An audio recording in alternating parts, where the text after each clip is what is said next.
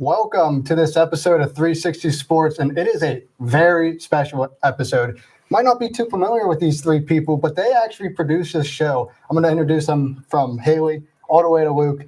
Haley, she has to put up the crew sheet every week. 15 people, say 4 times a week. My math is correct. That's around 60 to 70 people. Brennan is my run roommate, my friend.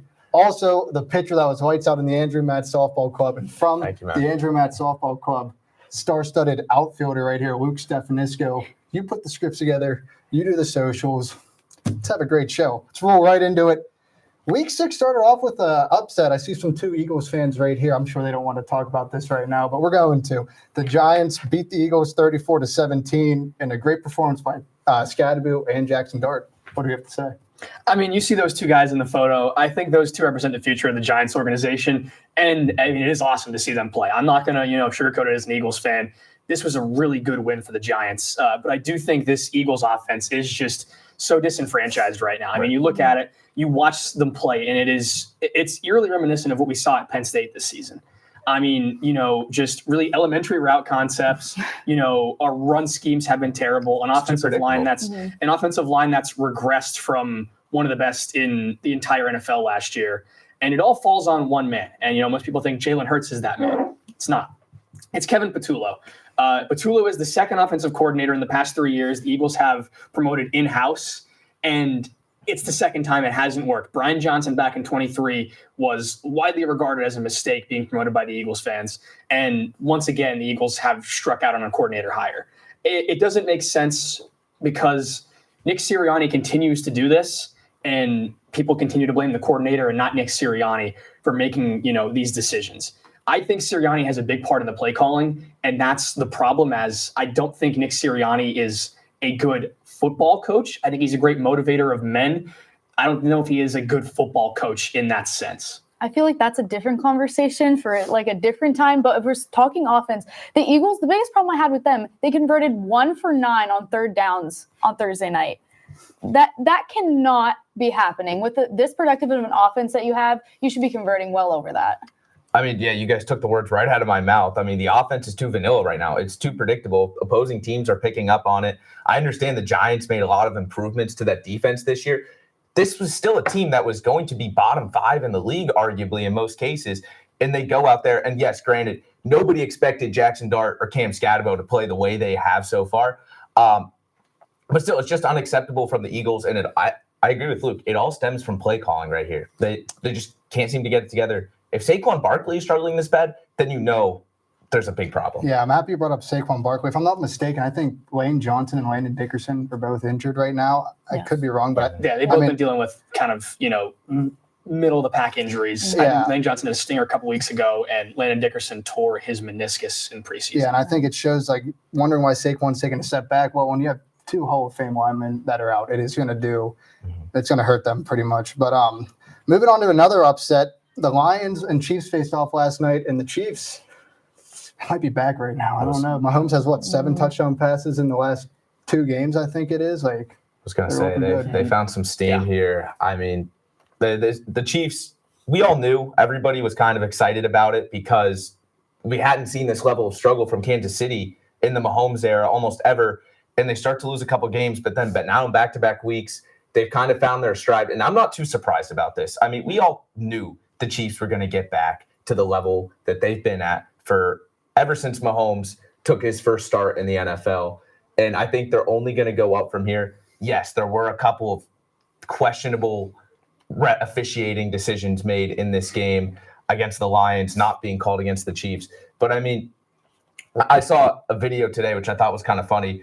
When people start complaining about the refs and the Chiefs again, I think that's how you kind of know that Kansas City is back. And we'll see what kind of run they go on here coming up. But, I mean, with the way the rest of their division is kind of collapsing right now with the Chargers, they could easily, again, win that division. You think so? You think that do you think they can make a Super Bowl run again? Yes.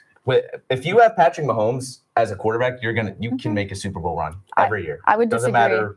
Really. I would disagree. I think the Bills have what it takes this year. I think the Bills have what it takes too, but I'm a Bills fan. Look at the jersey you're wearing. I know.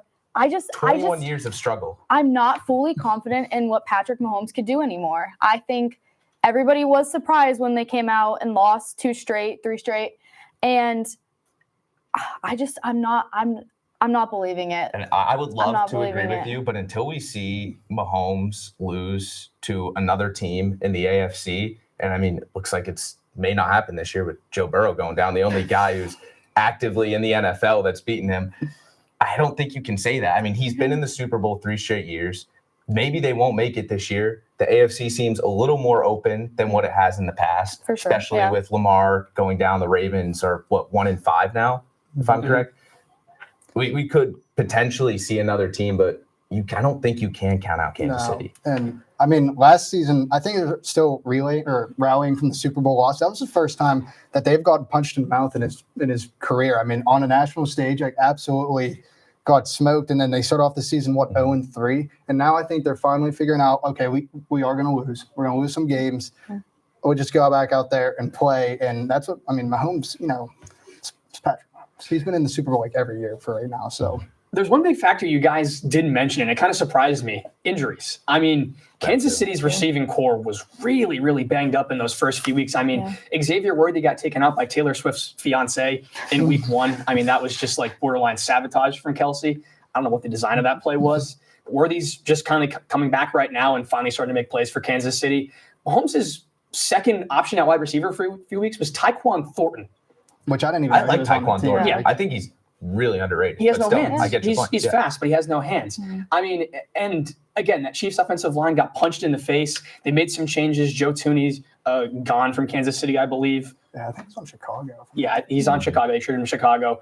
And they made those changes. And, I mean, in the first couple weeks, they just didn't look like a cohesive unit. I think they're finally starting to kind of gel together and to be that complete offensive line the Chiefs needed, because as we've seen in the 2 Super Bowls that Patrick Mahomes has lost, it's been a large part due to the offensive line struggling. That Buccaneers Super Bowl loss, he was just running around for dear life trying to stay alive. That was a part of the problem. And in the Eagles loss, I mean, Jalen Carter punched him in the face, and Jalen Hunt and Josh Sweat had insane days. I mean, that was a big part of why the Eagles dominated.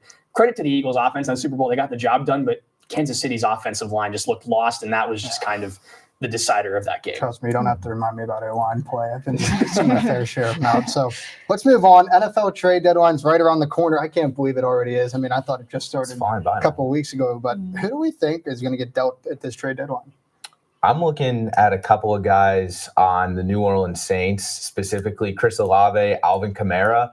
I think these 2 guys have been the most rumored to be moved. The Saints are not looking good right now. They need a franchise quarterback, and they need to. It's time to move on from these guys. Have a full, complete rebuild. A lot of teams are going to be looking for a wide receiver. I mean, Luke, you just mentioned the Chiefs. That depth that they're missing there right now, they could really benefit from a guy like Olave. Even the Buffalo Bills that could be looking for Olave. I mean, they need some wide receiver depth, I feel like. With Keon Coleman being the wide receiver 1, I just don't think he's there yet. And then Alvin Kamara, too. I mean, we heard rumors about the Chargers maybe going out if Omarion Hampton's injury was going to be long-term. I mean, Kamani Vidal maybe saved a job or saved Kamara from being traded.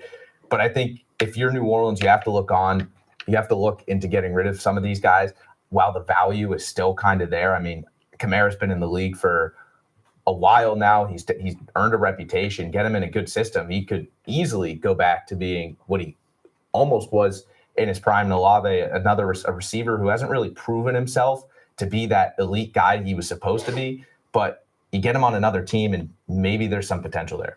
I agree. I think Kamara, he's had his time in New Orleans, but I don't think he wants to leave. I think that's the big thing we'll have to see with him. I saw that he didn't necessarily want to leave New Orleans. I think he said he wants to retire from New Orleans. So I'd be very surprised if he left the Saints, but good for him if he does. I had a little bit of a different pick. I went to the Browns, David Njoku. I think that there's too many rookies on that team. Fannin Jr., he looks great as a tight end, and I think it's just his time to go. All right, I'm going to be nice when I say this, Peyton. I have Trey Hendrickson. Yep, I have him too. Yeah, I can cope about this. I really think that with the teams that are in need of edge depth in the NFL right now, someone's going to have to send the Bengals an offer for Trey Hendrickson. I mean, Philadelphia just lost to Darius Smith to retirement, which I didn't know you would retire midseason in a team that's still a contender. Right? Yeah, sorry, Vontae Davis, man. But What are we doing? I mean, that's just me saying Philly, but also San Francisco losing Nick Bosa. And there's a ton of teams that just don't have the depth that they should have at edge. So obviously Hendrickson, a guy on a 1-year deal, he's kind of a rental. So you're probably thinking, some of those mid-tier playoff teams that need edge, they're going to probably first-round pick, but I don't know if you get a first round for him. He is a little bit further. Rental, 1-year rental. know. How old is he now? Honestly, in Cincinnati, they'll probably just cut him, and then somebody could. I'm just Yeah. No, I'm But before I conclude, I want to just throw this name out there, and it's not because I think he's going to get traded, but I think it's inevitably going to end up in a divorce between Philadelphia and A.J. I Brown. had him on here too. I think that, he had this Super Bowl speech at the end of the parade and said, they said all I care about is stats. They said I'm a diva. Get one thing right. I'm a bleeping champion. What that is. He's kind of proving it right, because this season it's been the complaints about the lack of touches, not being involved in the offense, kind of shying away from that Saquon Barkley and Jalen Hurts meeting, saying it didn't happen. I mean, Philadelphia, in a team that still has Super Bowl aspirations, the receiver class is coming up. There's going to be some talented guys there. I don't know if you continue to hold a guy like A.J. Brown, who, granted, has been incredible in Philadelphia, but I think it's time to move on. I think I'd rather it happen now before it becomes kind of a messy, drama-filled thing that Eagles fans don't appreciate what A.J. Brown gave you in a couple of years. Sure. And it's like you won your ring with him. It's like you traded for him. You did what you wanted to do. Now get some picks. Of course, I said earlier I have Trey Hendrickson. San Fran, I think, could get them. And then I think these two teams that are right beside me, Buffalo very well could get them in Eagles. But all right, enough with, trading Trey Hendrickson. Let's go on to more bright moments. We're going to go to the board and talk about our favorite games and team history. So what do we have? I guess, Haley's first. You're up first. All right. So I'm taking it back 10 years ago to the 2015 Super Bowl 49 between the Seattle Seahawks and the New England Patriots. We've all seen the iconic play by rookie Malcolm Butler. Come on, you cannot make this up. Great teams, great players, great quarterbacks, great coaches. Tom Brady in his prime, Russell Wilson in his prime. That's just their recipe for a great game. I remember sitting up watching it all night long, and when this was the ending, I was astonished. Yeah, that was, one of the best Super Bowls all time. Even though I'm a big Patriots disliker, can't deny what that team was able to do. If you show a Seahawks fan this picture, they're probably going to say, They're run going the to cry. ball. Yeah, they're going to cry. run the ball. And it is just one of the biggest, what ifs in NFL history, because it is a simple fact. If you run the ball with Marshawn Lynch, you're going to score on the 1 yard line. And it kind of ended a dynasty. Like after that, the Legion of Boom Agreed. kind of dissolved out. The went Niners Yeah, I mean, eventually. big boom. They all kind of also went a little crazy too. I mean, Earl Thomas, had the whole stuff with flipping the Seahawks fans off, and then Richard Sherman got arrested. Yeah. Russell Wilson's Broncos fell country off. left ride. Yeah. There's a lot there. Yeah. So, all right, Good Super Bowl. All right. moving on, Brennan. Unfortunately, I do not have any Super Bowls that I was alive for or want to talk about as a favorite game. But I do have one that's kind of a little bit of a drought breaker. So New Year's Eve back in 2017, I was 13 years old when I didn't even know what the word playoff was until this man, Peyton, your guy, Tyler Boyd, sent the Bills to the playoffs. I was so in tune with watching this. The Bills beat the Dolphins earlier in the day. They needed to win. They took care of business against Miami. The Bengals needed to beat Baltimore, who Bengals were massive underdogs in this game. They didn't have that great of a season. Decided the 2-minute warning, 1:12 left on the clock. Dalton steps up, delivers a strike just outside of the reach of Marlon Humphrey, gets it to Tyler Boyd. Boyd scores the touchdown. Flacco doesn't do anything left in the game. The Bills go to the playoffs. The first time I experienced a team, my football team, make the playoffs. It was a great moment. My family was ecstatic, got to watch it with them. A great memory for us. And then, 2 years later, drafted some guy by the name of Josh Allen. This was the turning point, though, for the franchise of the Buffalo Bills. And I'm forever grateful for the Cincinnati Bengals and this man right here, Tyler Boyd. So if I ever see you in Buffalo, come get some wings with me. I'll pay. Hey, he's a fellow Yinzer. I'm That's sure right, you'll see him man. Yeah. around. I mean, Well, Woody High? Or no, Clariton. Clariton. Clariton, Yeah. yeah. Yeah, I was like talking to you about best Bills moments. And I do feel bad. I mean, I was like going through the list. I don't know. Well, it was either this or the Thanksgiving game in 2019 when Josh Allen kind of had his like little breakout there, but Mhm. had to Yeah. do that drought ender. I remember watching this game. I think it might have been like the only game I watched that season. That team was very bad. It was.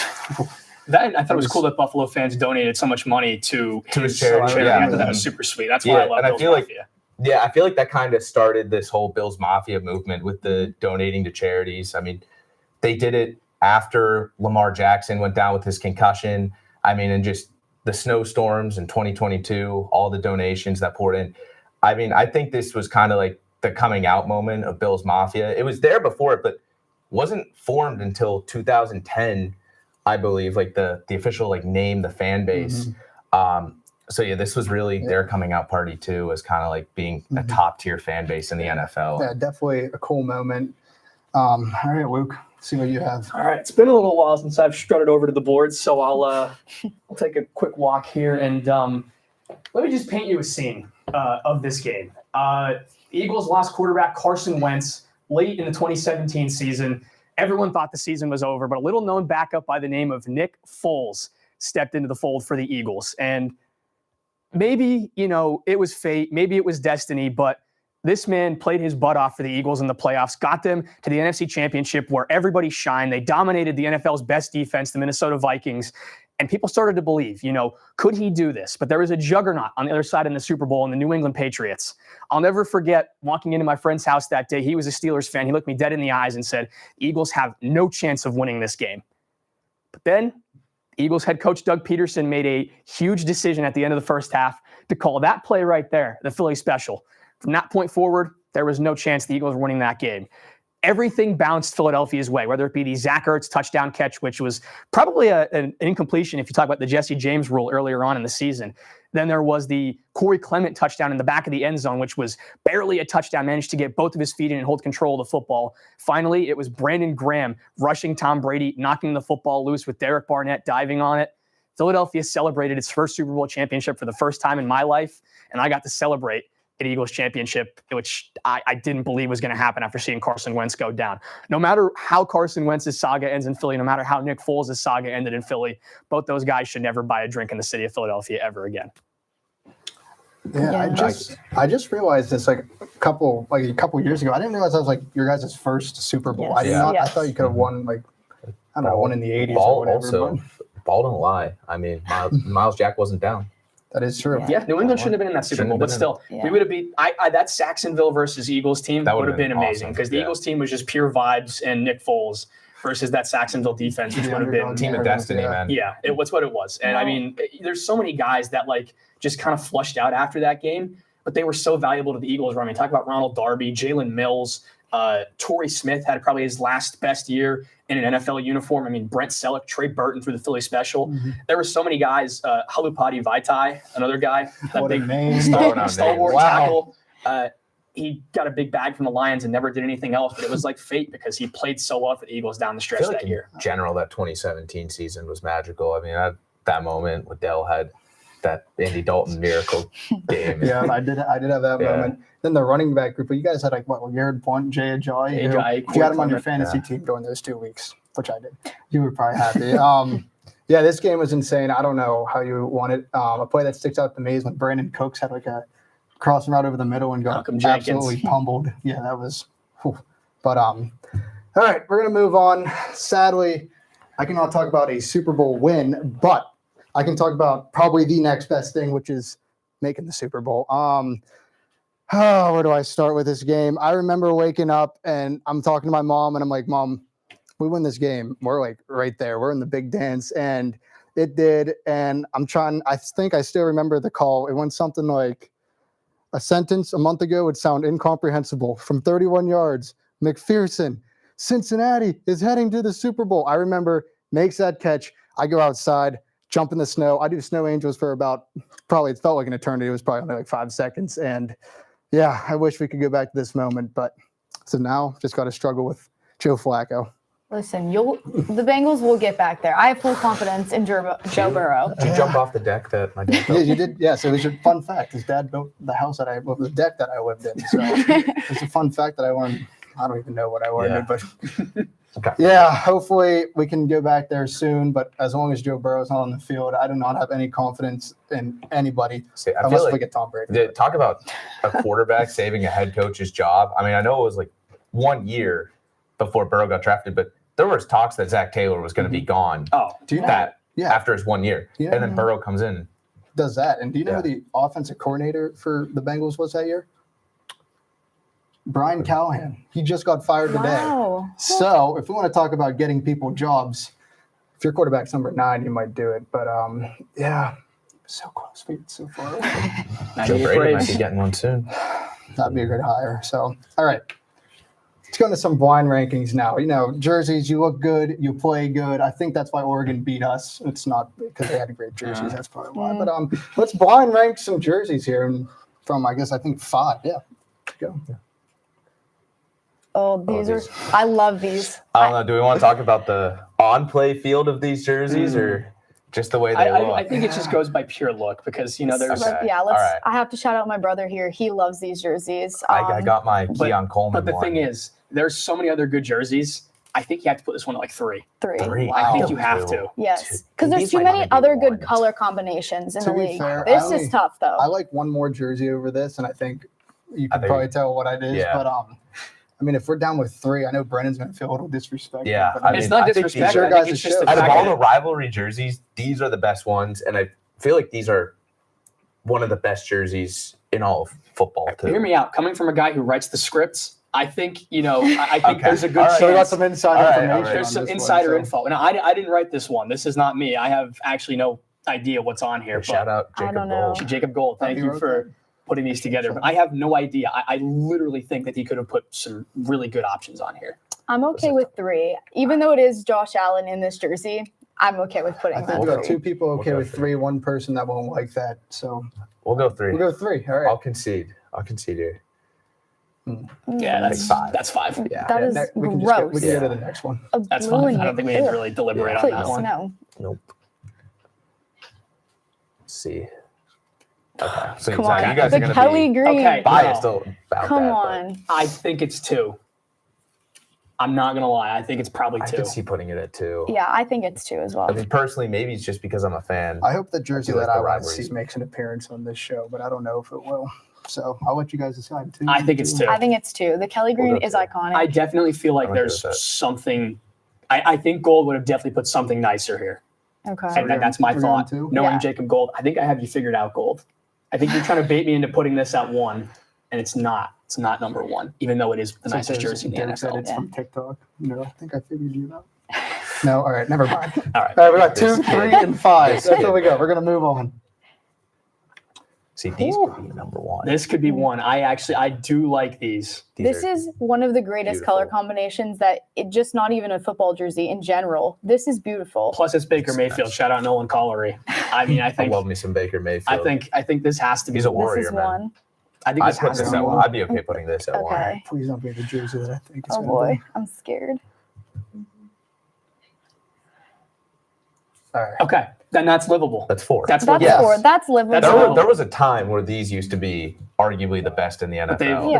the teams have done really, Yeah. really I would good. put the first 3 over this Do again. they? Yeah, I feel like that's Yeah. good. I think you could flip flop any of the first 3, and I think we're fine. Yeah, yeah. I think any of the first 3 in that order, I think is a good shout. I think we Some did a people, really good job. you could even make the argument that this could be up there too. I mean, not anymore, I don't say, think but, anymore. but those 2010 Seahawks defense. That whole I like mean, color the rushing highlighters. It's just The a Seahawks lot. colors, It's a those are lot. I think iconic, it's just nostalgia. You're kind of getting caught up. I mean, in. that's true. It's giving middle school boy. I don't know. I'm not liking like it. the Nike Elite Socks. Yes, stuff, yes, like you the know. kneecaps. Yeah. but that was yeah. like That the was- thing back yeah, in that the was day. They great. used to have that on. That was Yeah, I I was gonna say, know, but I like, don't like listen, it that's- now. Like that was like back Listen, you'd then. be out Right in the, you'd now, be out in the playground running routes, catching a touchdown, and you'd have the knee-high Nike Elite Socks, and it'd with be this awesome. with this be Seahawks baller. jersey. My mom sent me a picture that happened like 10 years ago, and me and my brother had the neon socks on, and it just brought so much memories. But So I guess we have to put this in. Yeah, Also, we'll Yeah, get up. also, yeah. before we move on, can we just say it's a tragedy the NFL doesn't do like the pink out for October anymore? Yes. You know, they Yeah. changed Agreed. to crucial catch. Yeah, but it Mhm. should still I wear. think it should The still. pink was so cool. Like Yeah. seeing I like saw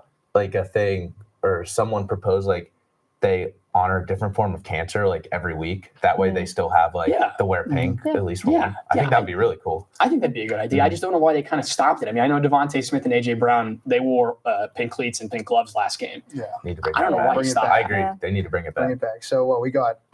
Buccaneers, Eagles, Bills, Bills, Seahawks, Packers. Packers. Ooh, Yeah, Packers. that's good. All right, let's move on. Let's go. Brennan, I think you're going to be excited for this next segment because your Buffalo Bills play tonight That's right. against the Falcons. We'll just start at that game first. What do you have to? All right. So Bills obviously did not have a great game against the Patriots, but I feel like every year this team has one divisional game. I don't like to use the word trap game because I don't feel like any divisional game is a trap game. They're always going to be tough no matter what. But every year it feels like the Bills have one game against a divisional opponent, and it's either the Jets or the Patriots every year because Josh Allen owns the Dolphins, where they just kind of like sleepwalk through the game, and then they end up losing by a field goal or something. And the same exact thing happened against New England. And I feel like it could be a good wake-up call for the Bills tonight. I still feel like it's going to be close. There are way too many holes on this defense right now, especially with that Oliver and Matt Milano out. Those could be huge misses tonight, especially with how well Bijan Robinson's been playing. Just can't let Penix roll out like they let May do, and I think they'll win. But I think when I was on the phone with the scriptwriters today of the NFL, they were saying it's going to be 23-23 inside the 2-minute warning. Allen's going to go down the field, score a touchdown, not going to leave the Falcons enough time to do anything, and the Bills win 30-23. Just make sure it's less than 13 seconds. Ooh. I'm kidding. You had to hit me with that as your Hey, roommate, as your friend. Hey, it's You going to gonna be do your that guys with this year, I believe, because somebody's not playing.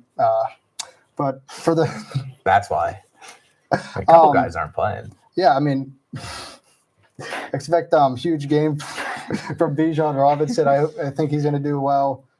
Bills you do play a left-handed quarterback twice a year with Tua, so True. know how to scheme against them. So what do you guys? I don't know. I think the Bills will have no problem with the Falcons, unless if they could stop Penix, I don't think the Bills will have an issue offensively because it is Josh Allen. You have to remember, and I think you're saying like the Patriots loss did wake them up. I think it has to wake them up if they Yeah. want to go far this year. I mean, they were sleepwalking through the Saints and Dolphins games too. True. Those games should not have been close. True, but the Patriots are good. I Exactly, think the and that's- Patriots are underrated, That's so why, it's not a and bad that's why loss. I think this loss to the Patriots needed to happen I for agree. the Bills, especially the way they played the Dolphins and the Saints.